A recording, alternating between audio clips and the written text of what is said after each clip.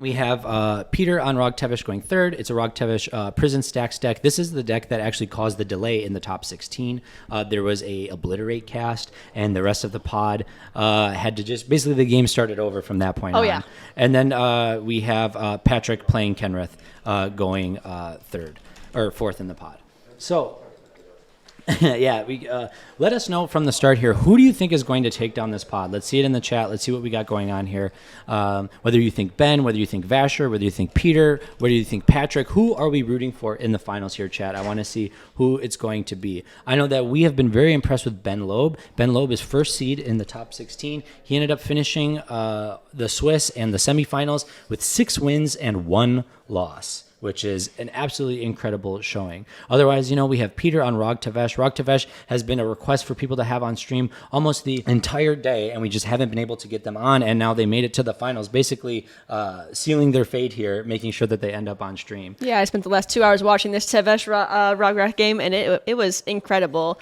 Cal was in there playing with Power Cal, as well as a fellow judge of mine, and it was an incredible game that the player is 19 and very resilient, so it was incredible to watch. Yeah, absolutely. We can actually go to a player view here and see the players sitting at the table here. You can see that we have Ben sitting directly on the opposite corner of the camera. Same seat as semifinals because he's been first seat this entire time. Yep, we have Vasher, otherwise known as Brahma, sitting next to Ben. Then closest to us in the camera is Peter, the Rog Tevesh player. And then on the other side of Peter, that is Patrick, the Kenrith player. And this is our final 4 pod for Silicon Dynasty. So very cool to see, very fun pod, and a really cool, none of these decks besides like arguably like Kenrith are probably, and maybe Malcolm Tana are considered like the meta decks of cEDH, right? Absolutely. Like Rog Tevesh, a rogue deck that's been getting a lot of hype in the online community. I know that a lot of Discords have been really favoring this deck. It's been pretty popular in a lot of play groups. So seeing it come and make a top 4 in an event like this is really, really impressive. This is a good showing for a deck like this, I would say for sure. Yeah, for Rog Tevesh to get this far, especially this version of Rog Tevesh, it's definitely an interesting one. It's got a bunch of surprises in there, I'd say. And this is definitely a deck archetype that's been cultivated in my local LGS from California, Long Beach at Finch and Sparrow. And Zain has had tons of time to play with this deck as well. They're really doing their best with this deck and kind of breaking the meta, doing something different. All right, so we have given the players okay to start. We're looking here to see what mulligans we are going to be keeping. It looks like Ben is already keeping a first 7. Yes, just talking to Ben, the only time Ben has never tapped forward, the only other time Ben reached the semifinals, Ben mulled to 1. Yes.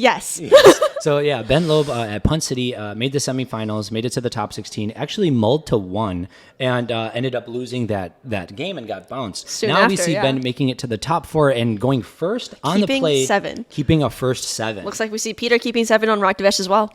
Yeah, and then looks like Patrick has already kept a hand, and now we're just waiting for Vasher to see how they mulligan for the rest of this game. Now remember, we talked about the importance of these mulligan decisions, just discussing how important mulligans are, how crucial it is to have the cards that do things in your hand, right? You don't have the time to just sit here and develop and not do anything if you're, especially in pods like this. Mm-hmm. So you can see here, Vasher and Peter both choosing here to mulligan a little bit deeper. Ben and Patrick, though, keeping their 7s. Yeah, absolutely. There's no room for keeping a light hand or keeping just a mediocre hand. Fortunately, the good thing about this is we don't see any necessarily turbo decks. I mean, Rog Tevesh can be very fast, but the soonest we'll see is a big Tevesh coming on turn 1 or 2. But other than that, I'd consider all these decks pretty mid-rangey. So keeping early control pieces or interaction pieces isn't super necessary, but yeah, the first person to get to land their big beater first, whether it be Malcolm or Tevesh or Kenrith, has a significant advantage. Yeah, absolutely. Something that is really interesting about this pod is that we don't see any of the staple decks that we've kind of been seeing throughout the tournament here, right? No Blue Farm here. No Blue Farm, no Rogsai, no Najila. These are decks that throughout the entire stream we could not escape throughout the Swiss rounds, right? Yeah. Every single pod that we had included one of those decks. And surprisingly, we didn't witness any Winnower, I don't believe either, right? I have seen no Winnower this tournament, Yeah, actually. so this is a huge difference from when we played Punt City only a few months ago, where there was 7 Winnower decks that, out of 120 players, which is a huge disconnect from this event here. It's refreshing to see, especially this Rog Tevesh deck. I mean, it's something else. Yeah, we can see Peter still mulliganing deeper. Not feeling super confident about the hands that we're getting here. Maybe we can sneak a look at the 7 that we're going to see here and see what kind of cards that we have in this type of deck. All right, so we're seeing a bunch of lands. We're seeing, I think that's a Breach. Right in the middle? I have no idea. I could be Honestly, wrong. I can't see you. And we don't have the feature to zoom in from this angle, so we won't be able to tell. But it looks like we're bottoming Looks like a few we're cards. keeping it. And we're bottoming 2, going down to 5. There it is. Spikeplay saying, Shauna, you have some, you know this deck very well, and you have experience playtesting it at Finch. Is that true? Yeah, I've played against this Rog Tevesh deck many, many times, and I actually beat this deck in the not the semifinals, the final Swiss round in CCU, and All right. Yeah. So look at this game start here. So it looks like Peter went down to a 5. Vasher went down pretty low. Patrick kept a 7. Ben kept a 7. And Vasher starting the game with the Gemstone Caverns in play. Absolutely. So kind of getting ahead of Ben here on the turn 1 plays. Gemstone allowing for a lot of different lines of play, including like having counter manage available for Ben's turn.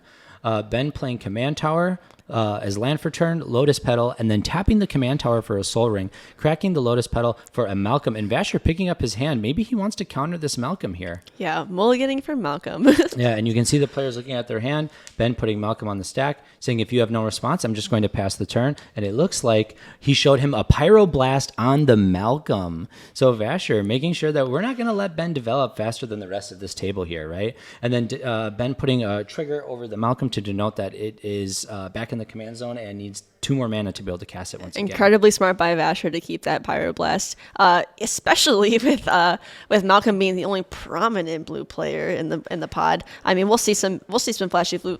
Never mind, we're seeing a Malcolm here, and we're seeing a Birds of Paradise follow up. This is incredible, incredibly good start. Yeah, Vasher starting off very strong here, especially with that crypt. We have 4 mana on turn 1. Yeah, and then getting a Malcolm and a Birds here, you're just developing a lot of mana, but we're down to only 1 card in hand here.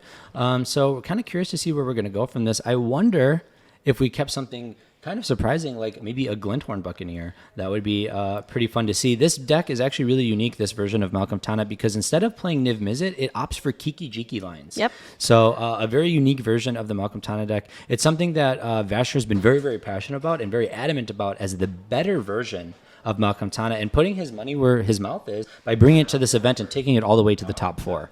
Yep, unfortunately, Malcolm Tana does have one severe issue, and that is card draw. We have no card advantage in the command zone. We have Tana, which is useless. And so if this final card in hand is not something that can accrue card advantage, we're about to see a lot of dead in the water top decks from Brahma. Yeah, and for those of you asking who we're referring to when I'm using the term Vasher, that's actually Brahma's moniker online. He's known throughout the community as Vasher, is a primer author on decks like Malcolm Tana as well as others, and is pretty popular in the online community itself. You can see here now, going to Peter's turn, we have a Badlands as our land for turn, using a Mox Diamond, discarding an Arid Mesa, casting our Rog, and then culling the Rog. Maybe trying to develop an early Tevesh here. Yep, Elder Drunken Highlander Josh in the chat telling me that saying that Tana is useless is fighting words. I expect after the stream you'll have a full paragraph or pictures in my DMs showing me a single game you have won with Tana. So we're tapping the Mox Diamond here, using one of the black floating to cast a Demonic Tutor. So Peter, even though we mulligan to 5, has a lot of pieces to put into play this turn. We have 3 black mana floating. We could put a huge stacks piece into play here with this Demonic Tutor, something that can really shut down the rest of the table. And, you know, if Patrick had some type of interaction, maybe some free spells or something, he most likely would have used it by now to slow down players like Brahma on Malcolm Tana. So I think Peter has the green light here to put down whatever the most oppressive stacks piece he can in this pod could be. Or 3 black mana, because this is a turbo stacks deck. It is not a, turbo breach, Rakdos strategy. It's trying to stacks out the table and win the game with Tevesh's ultimate. Okay, so here you can see that we're getting a mana crypt, and then we're using that mana to get a Tevesh into play. Developing as Tevesh as early as possible, probably creating some Thrall tokens here, but with the Malcolm on the board, the Tevesh is going to be really hard to protect because you don't have flyers to block these attackers that are coming in the Tevesh. I don't know if this is the best line of play when you're playing against two Malcolm decks at the table because of the fact that they can just, just continuously attack the Tevesh without having anything in the way. I'm sure that Peter took some solace in the fact that one Malcolm is out of the game for the foreseeable future, but we definitely have a solid, what is it, 3-2? 2-3? How big is Malcolm? 3-2? Yeah. 3-2 feels right in my mouth. Here, let's pull it up right now. Anyway, so we have a solid 3 damage coming at Tevesh every turn, and Patrick is starting off with an Exotic Orchard. Yeah, I'm curious that we just had an Exotic Orchard past year. Patrick kept a 7, so I wonder if we have some type of tutor or something after this to develop into, because pretty slow start for a Kenrith deck. Yep. Keeping a first 7. Here's the Soul Ring into the Talisman of Hierarchy here, getting a ton of mana set up, so this Malcolm may not be as far away as I originally thought. Yeah. To Papa 1199, you said, "Yo, are those floating mana trigger tokens available anywhere?" Yes, actually, you can get them from our sponsor, the Epic Storm. If you go to theepicstorm.com and you go to their store, you can get the tokens that you see throughout this tournament. We've been using them the entire time, and they are an amazing token pack. They're about $15 online, and it comes with everything you could ever need for your games. And it's a perfect way to help make sure that you display your board state correctly. Yep. And you can see that after Ben played that talisman, we developed a Wishclaw talisman, probably setting up for a subsequent win maybe on the following turn here. And Vasher flipping for the Mana Crypt, looking like they have won the flip, and now going to see how we develop from here with Malcolm Tana. That Mana Crypt roll definitely giving Peter some PTSD from last game. Peter actually won his last game because he survived 2 full Mana Crypt turns when he was at 2 or 1, so lethal Mana Crypt damage, survived those flips, and then found the Bifrost to destroy his own Mana Crypt to keep living and win by combat damage. It was really cool. Yeah, and you can see here someone in chat saying that maybe Patrick is forced to keep that Exotic Orchard online in case that Brahma has the win here. And Brahma going for a gamble here with the mana that we have available. I mean, 2, 3, we have a treasure with us, but we've already moved through combat phase. I was saying maybe we could get the Glen-Horn here, but we only have one other card in hand. So whatever we're gambling for, it's a 50-50 chance here to keep the card that we're tutoring for. Yeah, unfortunately, when we were talking about their single card in hand last turn, and we said something about hopefully it being card advantage, it looks like that is not the case. I think that last final card in hand is either a land that they're keeping in hand to make this gamble better, or something that is not useful. Yeah, Natural Crunch saying you got to play to win here. If you have the 50-50 chance, you better get the card that you want. I wonder if Vasher here is maybe going to try to tutor for some type of card advantage. Maybe something like a Mystic Remora, try to force the rest of the table to play around your spells and develop some card draw, because right now you don't have any way to get back in the game. And we're going to see here very closely now what Brahma is going to discard here with this gamble. You can see shuffling. We have 1 and 2. Are we going to roll a dice? Looks like evens. And we discard a land. Ooh, that's I have perfect. a feeling that this is not the card that Vasher tutored for. There's a Rhystic Study. Absolutely. We'd love to see it. Yep. So just like we alluded to earlier, Vasher tutored for some type of card draw piece because we have no other cards in hand. So we won the 50-50 flip here, and now we have a Rhystic Study on the stack. And it looks like the table is going to let that resolve, which means that Vasher has a good chance of getting back in the game if these players cannot pay for this Rhystic Study. An incredibly good risk to be taking. It's very daunting to take your possibly only way of furthering your board state from just a bunch of mana and throwing it up to a 50-50 chance. I mean, a safer player would have waited until a couple more card draws got in hand, a little bit more safety there. But I'm sure Vasher is very aware of the magnitude of having a Rhystic Study on the field. Yeah, I mean, you have windows and you have to take them when you have them. Absolutely. Natural Crunch in chat saying you have to play to win. So you want to make sure that way... you want to make sure that you are taking whatever risks you can that you think is going to help you win the game faster than your opponents or win the game with a protected win. And if you have only one card in hand, it's a land. I don't see any problem with turning a land into a Rhystic Study. Yeah, frankly, I'm just really confused here because I've lost gambles with 13 cards in hand, so I just don't understand how this is happening. Yes, we sometimes gamble is just a red entomb. All right, so you can see here that Peter upticked our Tevesh, and yep. we sacrificed a Thrall token to draw a card. So trying to get back in the game here, Tevesh is actually a really, really good card advantage piece because it helps you draw cards throughout the game and keep your, when you mull really low like that, yep. Helps you continue to have cards that you can cast. What I'm surprised to see, though, is that...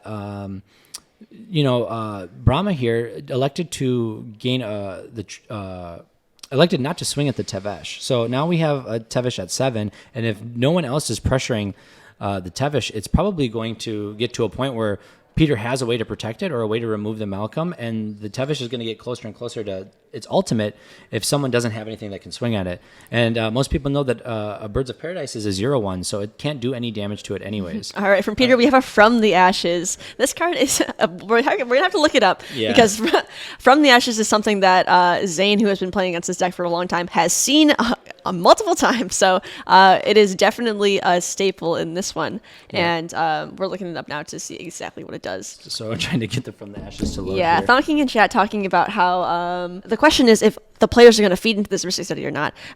We see Patrick here on just one land, and obviously building any kind of board state at this point will take some Rhystic study triggers, absolutely. And it looks like this From the Ashes is getting... No, so it resolved. So From the Ashes says, destroy all non-basic lands, and for each land destroyed this way, its controller may search his or her library for a basic land card and put it onto the battlefield. Then each player who searched his or her library this way shuffles it. So incredible. Knowing some of these decks, a lot of them run Tainted Pact mana bases. A lot of these players, get the opportunity to search. So you can see now all these players have been cut off of mana, including Peter himself. There's no more non-basic lands into play. So the problem with this, though, is that your Tevesh, it kind of helps you protect your Tevesh because they can't cast creatures and keep things on the board. But there's a Malcolm in play by Brahma. So Brahma is able to accrue much more value from this, especially while already having a mana crypt in play with these treasures that they're going to be able to cast many more spells than the rest of the table, especially if people don't have lands now to pay for this Rhystic study. So as people continue to try to cast spells for the rest of the game, Brahma might be able to run away with this. So we're going to see if this From the Ashes comes back to hurt Peter as the game progresses. Yeah, it's definitely going to be difficult to, especially with the Malcolm and the Rhystic study on the field, as these players start to rebuild, as they use their artifacts and their few lands that they do have to get back from having no lands. We're going to see a lot of cards being fed into this Rhystic study, and cards are the only thing that Vasher is currently lacking with these constant treasures being produced. Yeah, I'm assuming that Peter has some type of plan here, maybe just hinging on the fact that because Brahma doesn't have very many cards, that he doesn't have the win at this moment. But when there's a Rhystic study in play and a Malcolm in play, your Tevesh, for one, has no protection at this point, so the Malcolm is free to swing into the Tevesh if it wants, if Brahma fears any type of fear of the Tevesh, and they're just going to accrue a bunch of mana and card advantage compared to the rest of the table. So we're going to see how this plays out. Let's take a look at the table here as well. It looks like Vasher just fetched and then passed the turn after moving to combat and creating a treasure with the Malcolm. So now we move to Peter's turn on Rog Tevesh. They upticked the Tevesh, sacrificing the last remaining Thrall to draw another card. And you can see here that Peter has mana on board, has quite a bit of mana on board, but unless we have some more cards that we can cast here, I'm curious to see where this goes. It would be really beneficial for Peter to maybe remove the remaining creatures on the board and just continue to ultimate this Tevesh. Yeah, we do have a couple cards in hand at this point, and to be fair, this From the Ashes, it took Brahma off a lot of lands, and it deters that Malcolm from coming at the Tevesh because Vasher needs all the mana he can get. So any worry about that Tevesh getting hits is going to be postponed until Tevesh gets close to ulting. Smoopered in the chat with a funny joke saying, Patrick is clearly buffering. Can someone please reboot him? Referring to the fact that Patrick only has had one card in play since the beginning of this game. Very curious as to what deck or what hand Patrick decided to keep, because that was a pretty fast keep. We saw those first seven. Yeah, we saw those first seven down in the field pretty soon. All right, so here we can see a reality scramble. Yeah, I think that's a reality scramble. Yeah, that's reality scramble being cast from the Peter? Yes, from Peter. Yeah, it's a reality scramble being put into play. I wonder what we're going to be polymorphing we're here. About to see the creativity of this deck. So the version that I play against, which is John's version, Peter is currently playing his friend John's version of this deck, and we're about to see either a Sire of Insanity or a Void Winnower from my experience. Yeah, this is going to be insane to see, and there is a bit of chance with this because of the flips off the top. But a Sire of Insanity or a Void Winnower would be a huge pretty good piece, especially after casting From the Ashes. But you can see here we have a miscast targeting the reality scramble. Patrick really showing chat that he is not rebooting. He actually has tons of stuff to do with this miscast. And it looks like the reality scramble has been countered by Patrick. And now it looks like we're moving to Patrick's turn. So Patrick has drawn a card for turn. We see that we were holding up some type of counter magic here. Now we have another land to play. Is that a scrub land? And we've just passed the turn to Ben. Wonderful. So now we're proceeding with Ben's turn here on Tymna Malcolm. Ben here with cEDH staple Changeling Outcast. We've seen this card do work with Malcolm, but until Malcolm gets back out, and hopefully that'll be soon with this Wishclaw Talisman helping Ben get caught up. But we're going to see it make some treasures soon. Yeah. And now you can see here Ben swinging in with one of the tokens that he's been provided by the Forbidden Orchard and for the Changing Outcast, getting 2 Tymna draws here unless somebody can remove the Tymna before the trigger resolves. So this has been kind of trying to race Vasher here in the card advantage game with a Tymna versus a Rhystic Study. And with most of these players being, strapped on mana, they're not feeding the Rhystic Study that much. But Peter, the one who cast it from the Ashes and has just cast this Reality Scramble, has actually fed Brahma quite a bit of cards. Oh, yeah. And so you can see that now because they casted the Rograk not paying the 1 and then casted the Reality Scramble. And so Brahma now has 4 cards in hand from the beginning of this game. Totally. Or from the beginning of when the From the Ashes came down, where before we had none when the Rhystic Study We had was 1 played. card in hand, yeah. Now we're going to see what comes out of these Tymna draws. It looks like nothing of great significance here. And so now we've passed the turn back to Brahma. Brahma now is sitting in a very good position here. Lots of cards in hands, a Malcolm on board. We really just need to find one way to get the Glen-Horn Buccaneer into play, and this game is pretty much wrapped up. Absolutely. That we're just drawing our 5th card now, going from 1 card after the passing of the turn last turn to now a whopping 5. And that just shows this Rhystic Study at the time it was cast, even just 50-50 chance or not, was the best way to go. Yeah, and for those of you that don't know, that Tevesh on Peter's board, it has a couple different Planeswalker abilities that it can activate, right? You can +2 it to create 2 0/1 black thralls. You may +1 it to sacrifice a creature or a Planeswalker.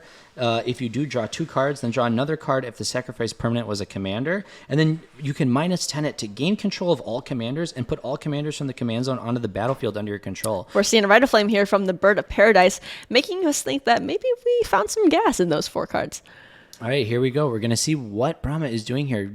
Casting casting a ritual here, seeing like we're going to try to do something really big here. Now we know it's getting mental misstep by Ben right away. Oh yeah, Ben knows from playing, against Malcolm Tana quite a bit. He's Brahma's actually one of the primary writers, along with one of Ben's friends, Z-Rob, who have worked tirelessly against Malcolm Tana deck. So knowing what this deck is capable of, probably having a good insight because Brahma's pretty predominant on the internet, especially the online cEDH scene, that Brahma plays Kiki-Jiki lines, maybe trying to shut that down before it can even get started here, Absolutely. not letting him ritual into a Rite of Flame. Yeah, not a problem. Especially seeing somebody with 1, 2, 3, 4, 5, 6 mana available. There's the Glen-Horn Buccaneer. Oh, Glen-Horn Buccaneer on the stack. Oh my gosh. The Rite of Flame was just sewaging that red.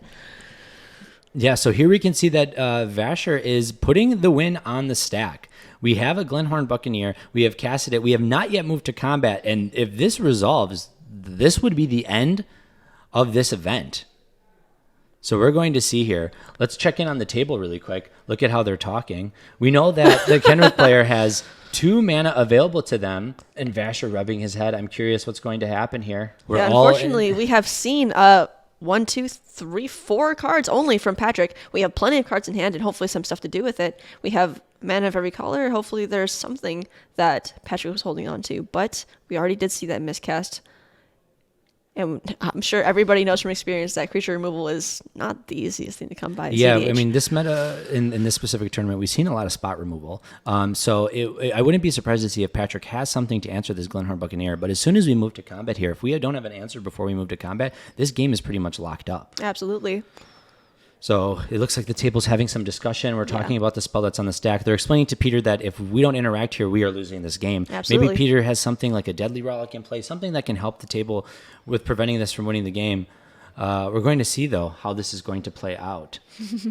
You can see here Seth, our judge there, very intently watching how this is going, making sure that the table is aware of what's going on. Ben kind of directing here, being the maestro, directing the political talk here, the political plays. I'm curious to see, what is the talk about? Do we have interaction? If we do, we should use it. Otherwise, this game is going to end very quickly here. Maybe talking about the fact that, when it comes to Malcolm Tana and you have the Glen-Horn Buccaneer combo on the stack, the Glen-Horn players actually allow... Oh, there's the Abrupt Decay. Okay. Here we go. See, the reason why it's important to talk with this is because the Malcolm Tana players actually allowed to discuss who they would like to kill if this resolves. So players can actually have a discussion about like, hey, I have removal for this piece, but I won't remove it if you agree to, kill these two players, and then with your Glen-Horn trigger on the stack, I will abrupt decay your Glen-Horn, right? Right. So it is a very important political play, and I think the table was trying to reassure Patrick here, like, hey, don't make any deals, especially any deals with Brahma, when they have a win on the stack. Absolutely. Vasher having, I believe, 3 cards in hand, so even if he did have a counter in hand to possibly stop any interruptions in this win condition, abrupt decay says no way. Yeah, and let's talk about the fact of the draws that this Rhystic study has been able to produce, right? It's pretty insane. Yeah, so we go from having no cards in hand, right? Casting a Rhystic study after gambling for it, and then in the 4 cards we drew since we casted the Rhystic study, we had our win in our hand. Not to mention that Peter has to be a little sheepish here, tapping out, casting out Rograk, and casting all these spells into casting that Reality Scramble, only to feed Brahma the win and have nothing to say about it. Yeah, and something important to note for the players here is that Reality Scramble actually has retrace. So you may cast this card from your graveyard by discarding a land card in addition to paying its other costs. So that means that if Peter here has another land in hand, we can discard that land card, recast the Reality Scramble, and then get either the Sire or the Void Winnower back into play. Yep. So this could be huge for the pod unless Vasher has some form of interaction. And obviously now Abrupt Decay cannot be countered. Is that correct? Correct. Yeah, so if Vasher maybe has a way to answer this Reality Scramble, that's definitely going to come from Peter if we have a land. Otherwise, though, the table has to be on high alert for the Tevesh player because Peter's about to lock this game down if nobody has a way to respond. Absolutely. And Tevesh, notably, still not getting hit by the Malcolm. Despite the fact that Brahma does have significant mana available, we're just not feeling that threat yet because we still have a turn. Yeah, and for those of you in chat that are a little bit confused, the Glen-Horn had resolved, and then Brahma was trying to attempt to move to combat. And when they asked to change phases, Patrick abrupt decayed the Glen-Horn in response. Absolutely. As priority goes around when you attempt to change phases. That's the one. Yep, so now we're moving to Peter's turn again, and we're going to see here if Peter has the ability to retrace the Reality Scramble. Got to have a land in hand, and we have quite a few cards. If we can jump over to this camera, we can see if that land is in hand until Peter puts his hand down. Oh my goodness. So we know that Glen-Horn deals common damage evenly, but if you look, Patrick has the highest life total. So this is why the table was talking about this. Yeah, looking at cards in hand, looks like Vasher has a little bit of has 4 cards in hand here as we're talking. We can see that Ben with his head in his hands is also at 4, and Patrick seems to be on a little bit of a stack over there. We haven't seen Patrick do much, we know that, so we're looking at 5 or 6 cards on that end. And if we see a single land in hand, which we don't. Oh yeah, let's view that again. I don't think we see. Yep, there's no lands in hand that I can see. I see Diabolic Intent possibly, and Mox Diamond. And that's a Mox Opal. And then that looked like a Mana Vault as well, an Invocation Mana Vault. So a lot of mana, but I think the table is very clearly going to see that he doesn't have it. Yeah. So if we, Dr. Kravish to ask again, these small tokens are provided by the Epic Storm. You can get them at the epicstorm.com. They are one of the sponsors of Eminence, and you can pick up those token packs from them and check out their content while you're there checking out their site. And our other sponsor, Moxfield, is the reason why this Final Four pod is so tense, because the winner is getting a whopping $1,100 with the other 2 through 4 places getting $500. Before Moxfield stepped in, this event was a 4K tournament, and then it bumped it up to 5K. Yeah. So thank you, Moxfield, for that. We appreciate it. Yeah, Thonking bringing up something really important in the chat here, saying, I appreciate Patrick here. He knows what his role is at the table and is consistently keeping up mana to not lose and in the bad position that they're in. But not losing equals not being able to win. Yeah, we were giving Patrick some crap for not developing his board state, and it feels really bad to be the board police in this way, because looking at the other players' board states, Patrick is very far behind, but is the only one that we know of keeping this game going. Yeah, and it looks like Peter here has upticked Tevesh here to sacrifice the Rog and draw 3 cards. So we've drawn 3 cards here, and now we have hit a land. It looks like we hit the Crystal Vein, but the only problem is we don't have a Rog now to Reality Scramble into the Void Winnower. Yep. So very interesting position to be in. The glare here is a little bit bad here, but it's a Chromox that Peter has put into play now. And we're going to decide what card we're going to be exiling here. Notice we just gave the card to the Rhystic study, to Vasher, on this Chromox. So we're still trying to cast this Reality Scramble. Oh my gosh, and we have the Mox Opal as well. Absolutely, and it is online. So we are just feeding Vasher at this point. I'm not sure if Peter knows that this deck has multiple ways to win, not just the Glen-Horn. I think that Peter doesn't care, because if we retrace this, what is that? I don't know what that card is.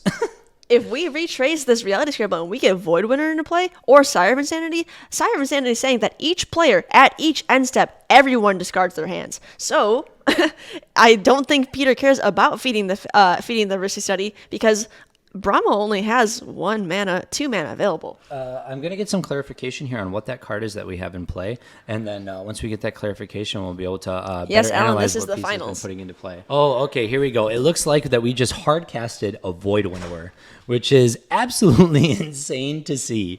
That's pretty impressive. Yeah, it's a hard Secret Lair Void Winner full art. Yeah, That's incredible. yeah, hard to recognize with that art style, but yeah, we just absolutely demolished the table here by hard casting a Void Winner. Not to mention that feeding those cards to Vasher was kind of irresponsible. Even with 2 mana, Vasher can still very well counter the Reality Scramble because that's what his deck is built to do. But countering an 8 mana Void Winnower, 9 mana Void Winnower is kind of impossible unless he has mana drain. Yeah, absolutely wild to see someone put that on the stack. And if we look at Patrick missed their land drop and just passed the turn once again. This could, some of the players were talking about the fact that you can't win the game if you're constantly policing the table. And by not hitting your land drops and only keeping interaction in your hand in the 4th seat, this looks like a really bad place to be in if you're Patrick on Kenrith. Absolutely. And Patrick is unfortunately losing so much value, keeping what looks like a hand of interaction because I guess he was afraid of an early win, which is what we clarified at the beginning, that's not something that can really happen. Well, now that we have an 11-9 Void Winnower, unless this Malcolm starts swinging at the Tevesh, we are one more uptick away from being able to ultimate Tevesh and steal all these players' commanders. Absolutely, yeah.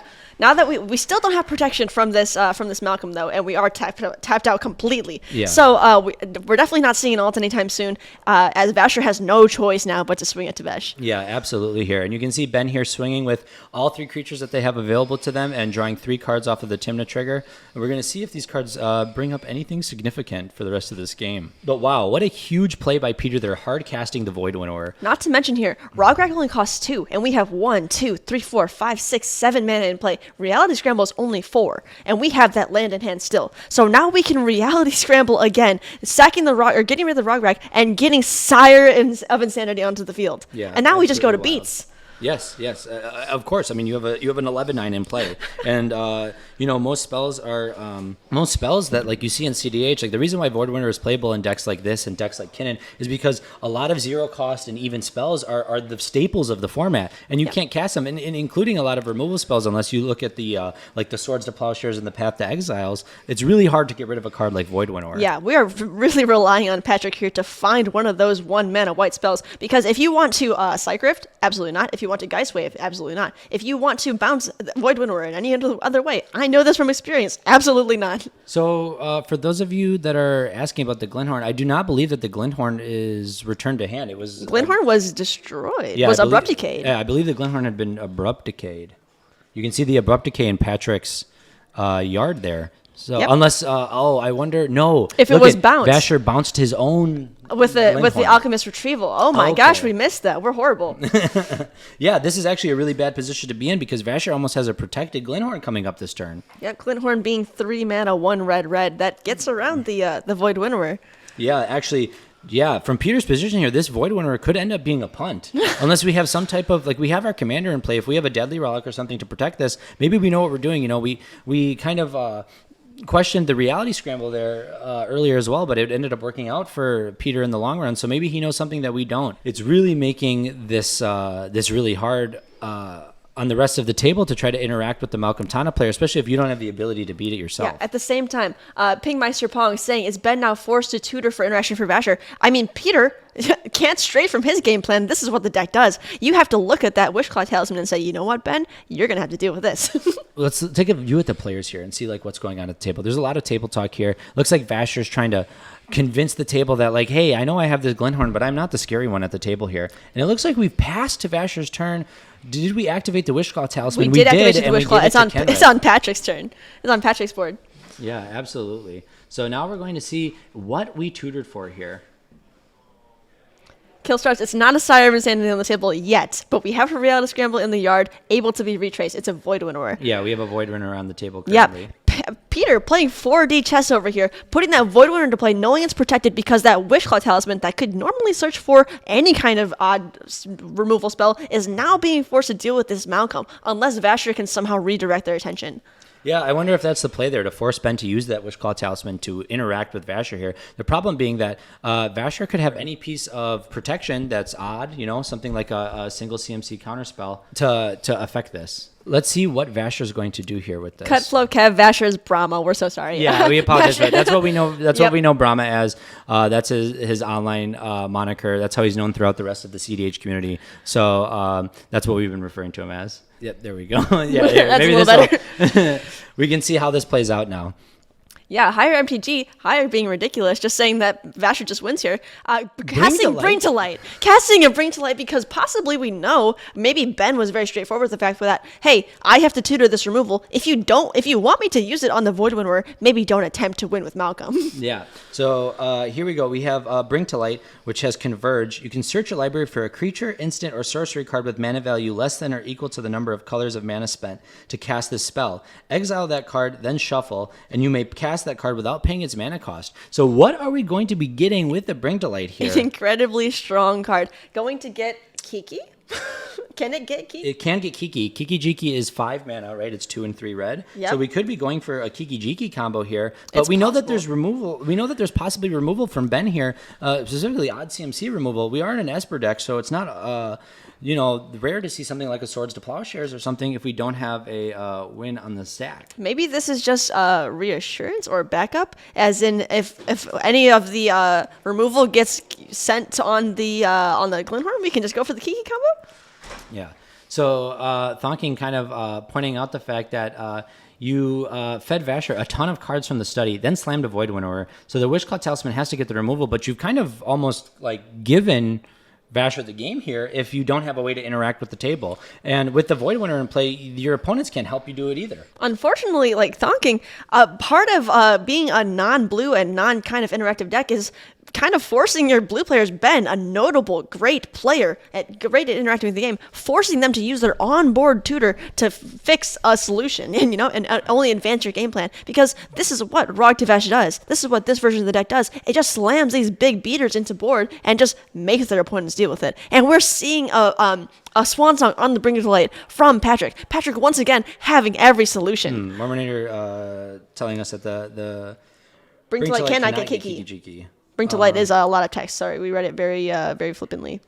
Search library for a creature, instant, or source card with mana value less than or equal to the number of colors. So we get a 2 CMC spell here. Thank you. No, not quite. Number of colors. Yeah. We used a green and a blue, and maybe some colorless. Well, we didn't crack a treasure to cast the Bring to Light. No, we did not. It's possibly 3 or 2 here to see what we're getting. Sylvan Safekeeper would be good, but we don't have the mana, do we? We have a colorless floating, a Birds of Paradise, and a treasure. We need one more to be able to cast the Glen-Horn Buccaneer if we're trying to protect our Glen-Horn combo. But it looks like we have a Swan Song on the Bring to Light. Yes, everyone in chat, good to see you. Peter is really just forcing Patrick and Ben to play Table Police while he just puts more and more roadblocks in the way. Absolutely. That is what this deck is meant to do. That is why the last game took 2.5 hours. It's because this deck is meant to just bring obstacles to fast decks. To when you're in playing cEDH and all of your win conditions are so consistent and so easy to get to, the only way to kind of get rid of that is to make their players discard their hands or make their even mana cost cards unable to be cast. All right, so it looks like after getting the Swan here, Vasher's going to be casting a Jessica's Will, putting a Jessica's Will on the stack. Wondering if we have someone. I wish we can see cards in hand, but we only. I'm assuming we can probably target Patrick here because despite Patrick's constant responses to this table, we are not doing a whole lot of board state building. Yeah, absolutely. So curious to see here what we're going to be doing. Discard? Oh, we're revealing Mystic Remora and 2 other cards off of Jessica's Will and making 7 red mana, if I'm not mistaken. However, I don't think that's a 7 because I'm pretty sure Patrick does not have 7 cards in hand. All right, looks like we're going down to 4 here. All right. Casting the Glen-Horn Buccaneer, seeing if the table has anything. Now, we have seen the Swan Song from Patrick, but we have not seen that Wishclaw tutor from Ben. So we're good to. I'm interested to see where we go from here. getting rid of that floating mana. I'm sorry, 2 cards in hand from Peter. Yeah, All so right, it we're looks seeing like the we're gonna Otawara. Perfect. It doesn't matter that Otawara channel is 4 cost. It is a channel ability, and it is not a mana cost of a spell, so it gets right around a Void Winnower, and it's extremely hard to interact with. Knowing that, it looks like the table was able to police this, so I wonder, that seems like a really odd play from Peter here, though, still, right? Like, when you play the Void Winnower here, it makes the table really hard to interact, and like the amount of interaction that we had there, you don't know that the table has that. So it's super risky to put this Void Winnower into play, and now that you possibly are getting another untap, you might get rewarded for that, but such a huge risk. It's definitely risky, but just to say that, this entire deck is a risk. There's a reason that John, Peter's good friend and my good friend, is playing the same deck, playing a very similar version of this deck, but flunked out of the tournament pretty heavily, because playing this kind of deck and putting this kind of faith in your opponents to kind of police each other is a risk, because you have very little ways to help deal with this deal with all of these win conditions, and this is your win condition. Void Winnower and Sire of Insanity is your win condition. This is how Peter wins. This is how Peter gets there. Besides all of these polymorph effects, we're just seeing stacked pieces that keep everyone else from getting there. And any collateral damage is really just a symptom of the deck, yeah. Unfortunately. So now we're still working on the end of Vasher's turn here, so we're going to see what we're going to do to progress our board state here. Peter pointing to the Void Winnower, saying, hey, by the way. Yeah, by the way, there's a Void Winnower in play. And I'm curious to see what Peter's turn results in. It looks like we still haven't swung anything at the Tevesh here. So we're about to get this Tevesh to 10 loyalty counters, and then if we ultimate this Tevesh, this game's going to quickly swing in Peter's favor. Absolutely. We have to get another turn cycle in order to do that, but pretty soon here, Vasher and the rest of the table is going to have to pressure the Tevesh's life total, which is going to be or the loyalty counters on the Tevesh, which is going to be very hard to do with the Void Winnower in play. Now that we're moving to Peter's turn, we're going to see what we draw for turn here. We are probably going to create some thralls here because we're not going to sacrifice this Void Winnower here to interact with the rest of the table. Yeah, I think we're going to uptick here for 2 thralls, figure out what we're going to be doing here. So let's see how this table progresses. Looks like, yep, we're creating 2 1/1 thrall tokens here. All right, we're up to 11 here.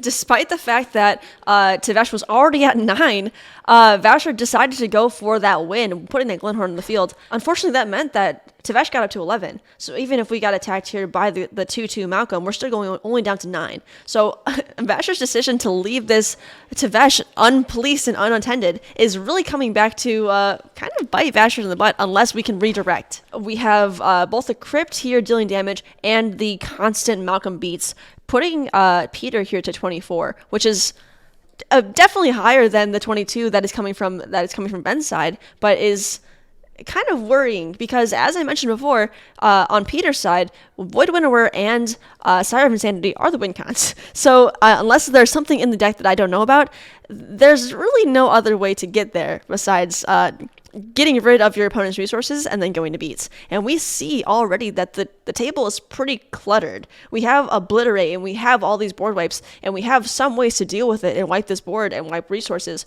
but 24 is not the most comfortable life to be at, unfortunately. All right, so currently searching our library, going to see what we're going to get here.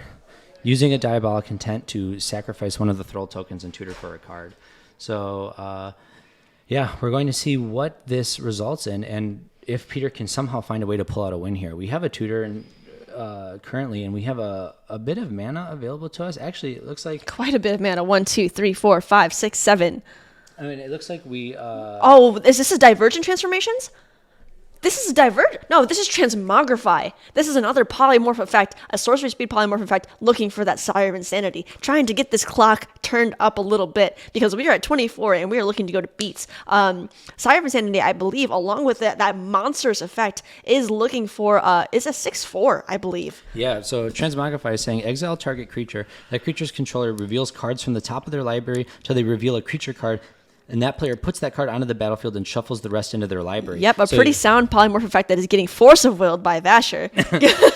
Tons of interaction packed at this table now, which is absolutely wild to see. So, Peter constantly trying to pressure the board state here and put this Sire of Insanity and this Void Winnower into play to prevent the table from being able to cast anything. And it's just not working out in his favor. Now, the Tevesh, though, is at 10 11 counters here, which means that unless someone can answer this board state here. Patrick is here with 2 lands, untapping with a Wishclaw Talisman. So this is maybe Patrick's chance to get back in the game here, because we have access to Dockside mana, and we definitely run Dockside in Kenrith, and the Dockside count is ridiculously high with Peter and Vasher both, and Ben too, putting constant artifacts onto the field. All right, going to Ben's turn.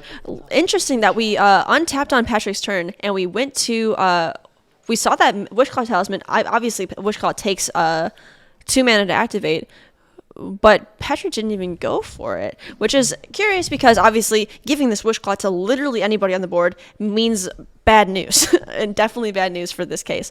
But looks like we passed anyway to Ben, who went to combat. We still don't see a Malcolm back on the board yet because Malcolm is 5 mana at this point, but we are still getting attacks on everyone. And unfortunately, with the Tymna, everything in incentivizes combat damage. Malcolm incentivizes combat damage. Tivit incentivizes combat damage. So even with Tevesh getting up to 11, we still can't get in because not only are there several thralls, only one now, but usually several thralls blocking Tevesh, protecting Tevesh.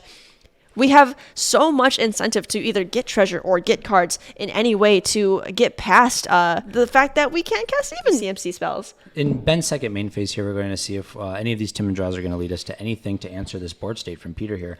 Otherwise, Vasher is just still continuously pressing the board here with different win conditions and different lines. Really interesting play patterns. You can see here why the top 16 decks were drawn out for so long, because this Tevesh player, the Rogue Tevesh player, plays enough stacks pieces to really draw out the game. And if it's very kind of difficult for them to assemble their win cons, especially with decks packed with so many interaction pieces. Yeah, we're seeing a mnemonic betrayal from Ben over here with a lot of different removal spells and advantage pieces in the graveyard. I mean, we have lots of tutors here that we can utilize. There's lots of interaction. Basically, if this mnemonic betrayal resolves, I'm assuming that Ben has a way to assemble a win condition from here. It's resolving. Oh my gosh. The problem being that we have to get rid of the Void Winnower at some point to cast all the spells that we're able to.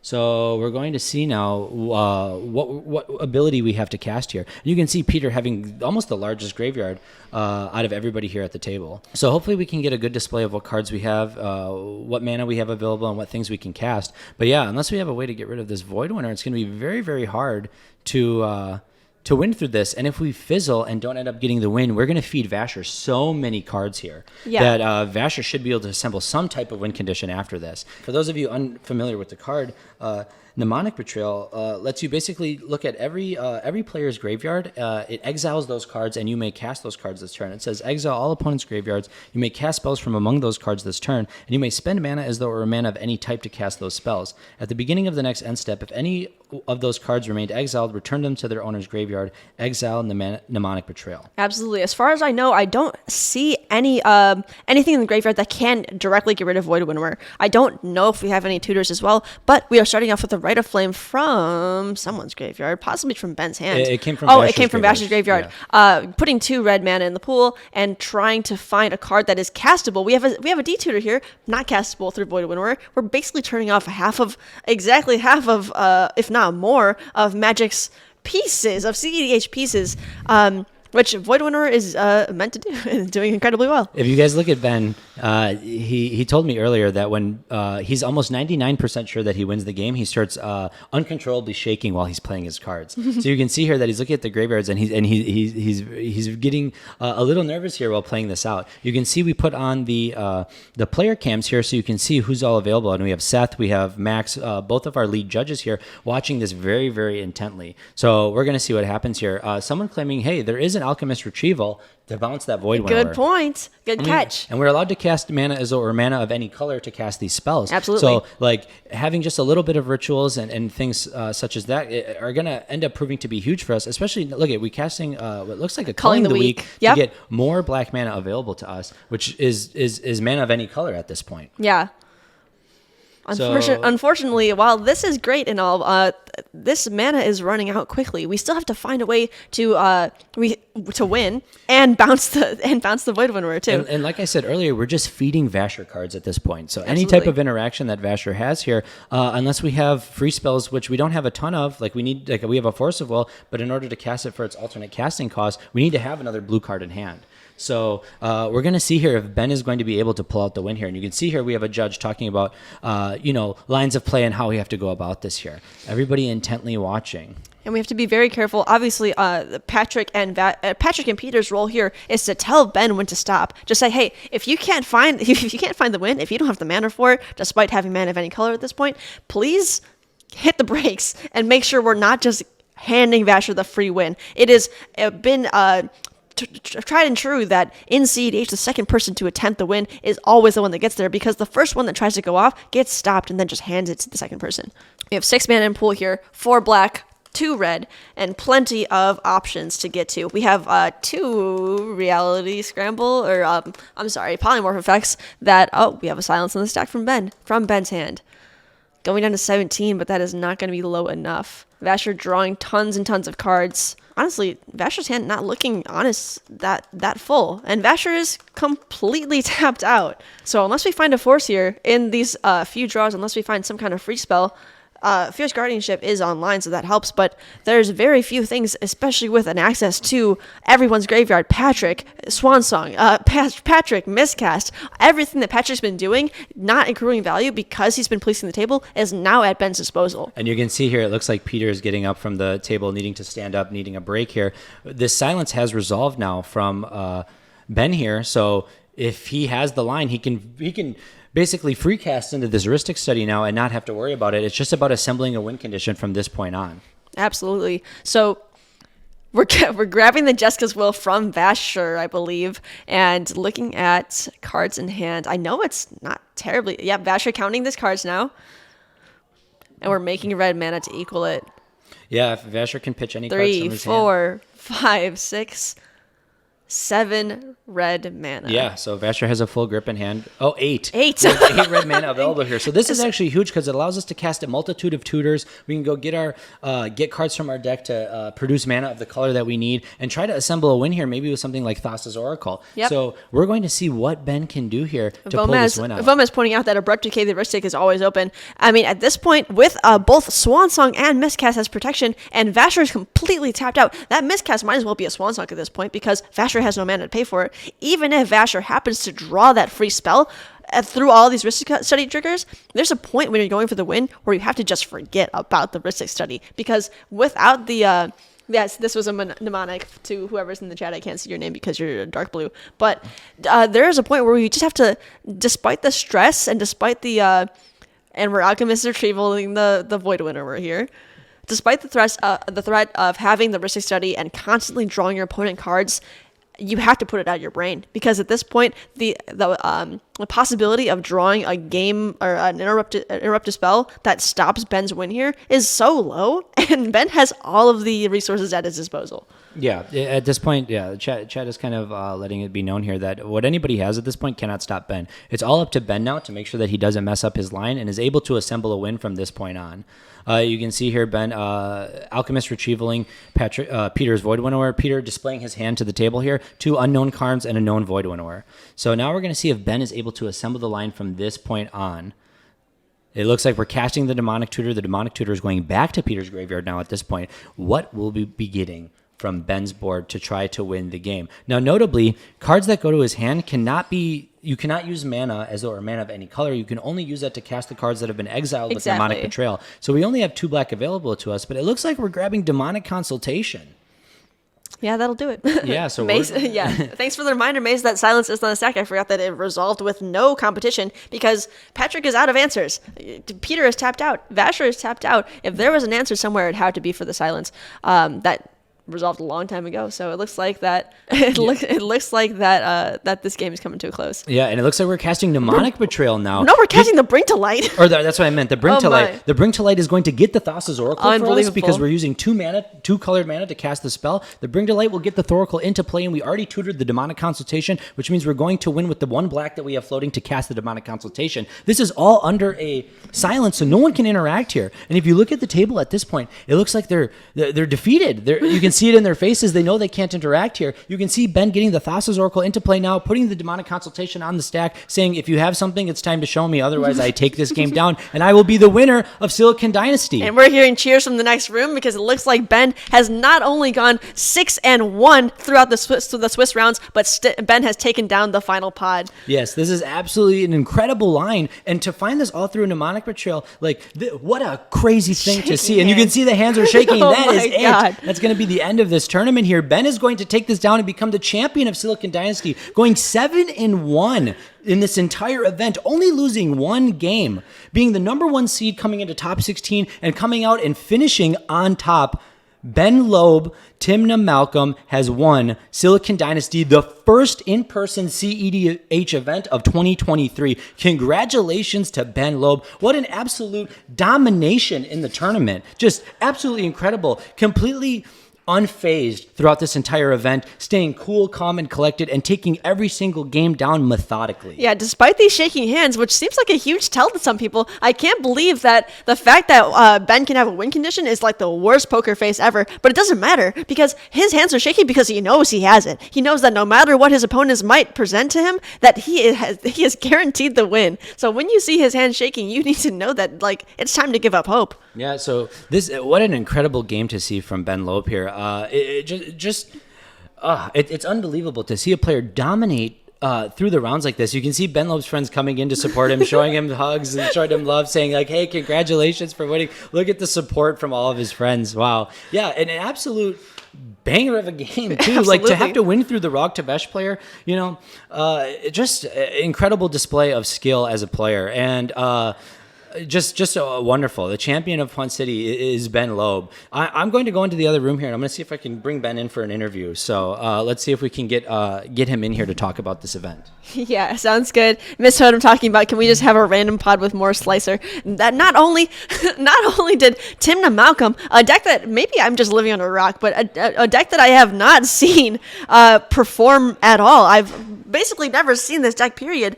It's just so cool to see that Ben's signing some playmats. Super cool. He's going to be taking home one of these playmats as the winner. But what was I saying before? Basically, these are some off-meta decks. Decks can be considered not meta because we don't see Blue Form here. We don't see Winnower here. We don't see everything that we're used to because going off of that meta and doing something else, doing something that kind of surprises the players and brings something new to the table, brings some kind of off-meta value to light is something that can perform very well. Vasher here on Malcolm Tana, something that we've seen before, but Peter's Rog Tevesh really making it this far, despite the fact that it raised some questions in chat, because we have no idea without a win condition besides these two big, nasty creatures, and kind of letting the table run wild with very little interaction to stop them. It's definitely a risk to take, but it got Peter to the top 4. And Patrick, same here. Despite the fact that we hadn't seen any board building, any board state progression, Patrick stopped multiple attempts. The only reason that Vasher isn't the one taking home this final prize award, the first prize award, is because Patrick stopped him. Yeah, absolutely here. And a great display by all of these players here. Vasher, an incredible player, did an amazing job throughout this tournament. We had Patrick just killing games here on Kenrith. And for both Peter and Patrick to get in this event by the skin of their teeth, being the 13th and the 14th seed, it was absolutely incredible. So now we're going to have a conversation with Ben here, the new champion of Silicon Dynasty. Ben, how are you feeling, my friend? Man, I'm so relieved. I was for so long so sure that we were going to lose to Vasher on with the Glen-Horn. We were only getting temporary solutions. I was so sure we had lost. I had lost that, and I saw this opening for the Mnemonic Betrayal. One of my favorite cards, maybe my favorite card in the deck. This card is underrated. It's insane. It always wins. You just look at the cards and there's always fast mana there. You get to cheat on mana colors. It's amazing. Yeah, no, and what a display, right? We had 2 games in a row from you on stream here, and every single game you seem to pull the win out against the odds every single time. When you saw that Void Winnower getting hardcast, you must have thought the game was over. Oh man, my hand was full of two drops and just nothing. I had a fluster, but like that doesn't beat a Glen-Horn. Nothing beats Glen-Horn. Like with the Wish Claw, I legitimately tutored the Otawara, legitimately, and that's just like not where you want to be. Yeah. And giving away a tutor just for a temporary answer to a win on board. No, I completely understand where you're coming from here. And you're playing against very formidable opponents. You're very familiar with players like Vasher. Yeah. We've heard a lot about Peter throughout this event. Rog Tevesh has been making a lot of noise, right? You got to actually observe the final pot of top 16 there when the game went almost 2.5 hours long. And then so to come into this event, come into the final pod, going in 6-1, did you feel confident going into the final pod, or were you a little bit nervous beforehand? I was definitely a little bit nervous. I have never played against the Rog Tevesh deck. I have seen it play. I have heard about it. I know how to play against it, but no one has played it against me. So it made me very nervous going in. I know the power of that deck is very strong. So once my Malcolm's removed and I lost half my lands, I'm like, they're overrating my hands. They see that I kept first 7, but really it's just for the turn 1 Malcolm. Yeah, basically, we mulled a Malcolm, right? Yeah. So how did it feel when you did that opening, right? And you come with the turn 1 Malcolm and Vasher Pyroblasted and then hits you with the turn 1 Malcolm. Oh. That must have been devastating to see. I was terrified. I was so sure that we had lost.